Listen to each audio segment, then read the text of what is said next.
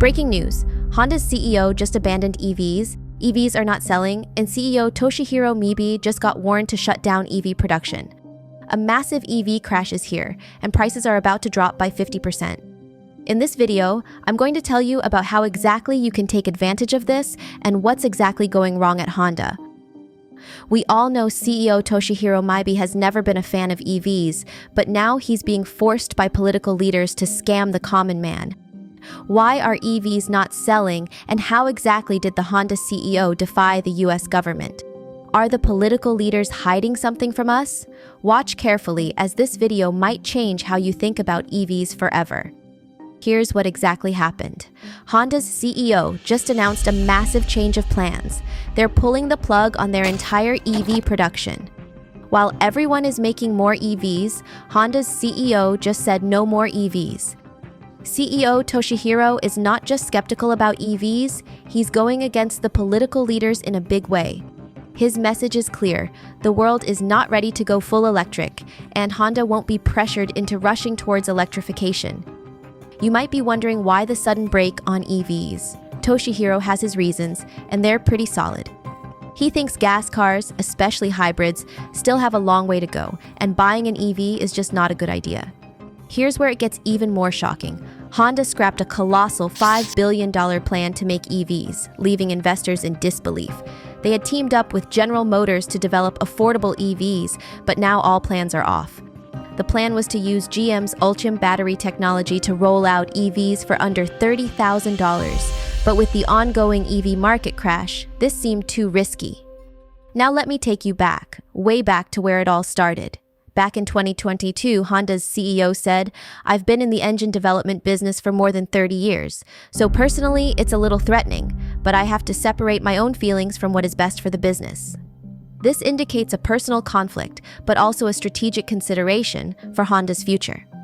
Toshihiro sees potential in the continued use of combustion engines, at least for the next 2 decades. He mentioned that these engines could last through 2040 and beyond, suggesting that Honda is not yet ready to fully transition away from traditional engine technologies. Honda's sales performance, particularly in the EV sector, hasn't been as great as some of its competitors. Toshihiro's leadership is happening at a time when Honda is experiencing a significant downturn in sales, with a 32.9% decrease, and even more so for Acura, their sister brand.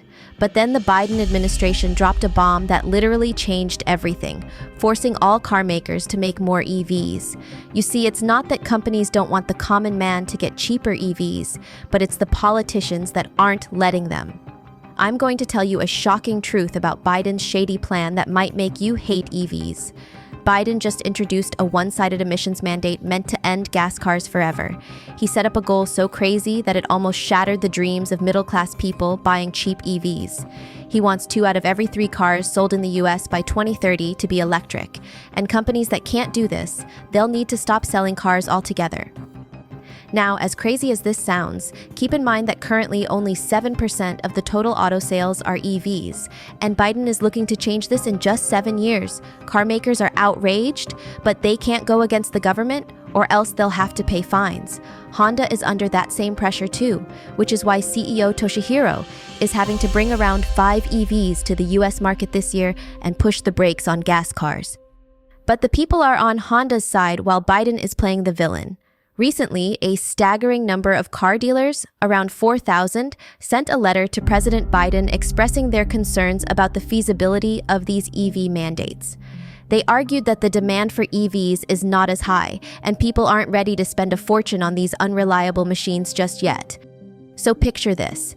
You're running a car dealership, selling the good old gas guzzlers we've all grown up with. Suddenly, the government drops a bombshell, new emission norms, and these aren't your regular, let's make cars a bit cleaner rules. Nope, these are, if you can't meet these standards, get ready to empty your pockets kind of rules. Now let me tell you about the real cost of going electric. EVs might seem like the future, but they're hitting the average Joe's wallet hard.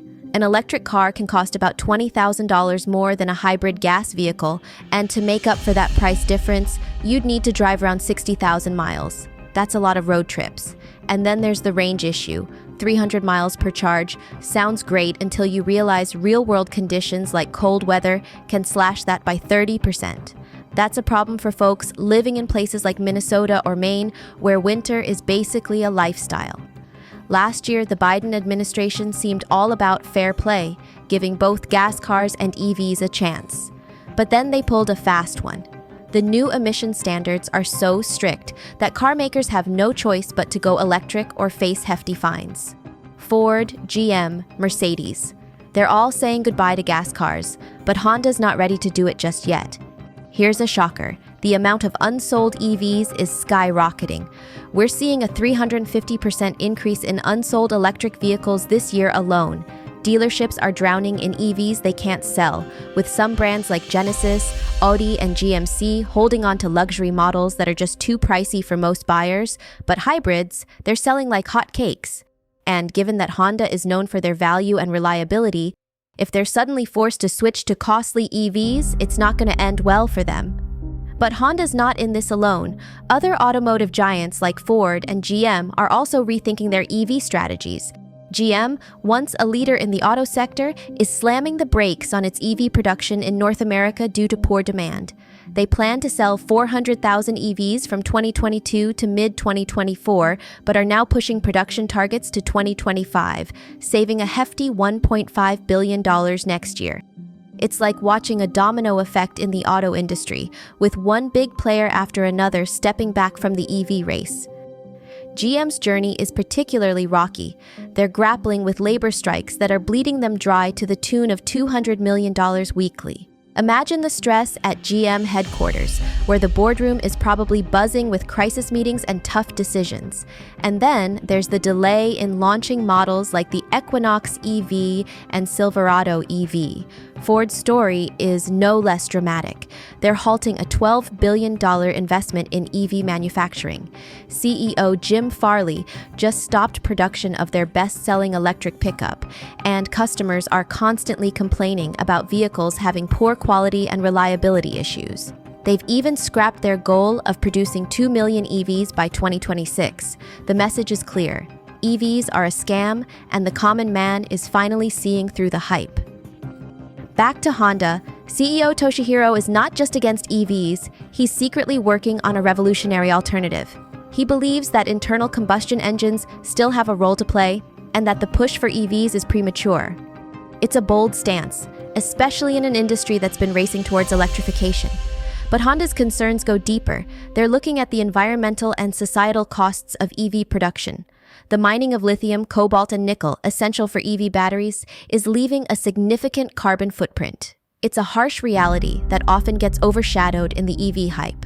Honda's not just sitting back, though. They're actively exploring partnerships and innovations. They've teamed up with Sony for a software-focused mobility tech company, aiming to launch a new EV by 2026.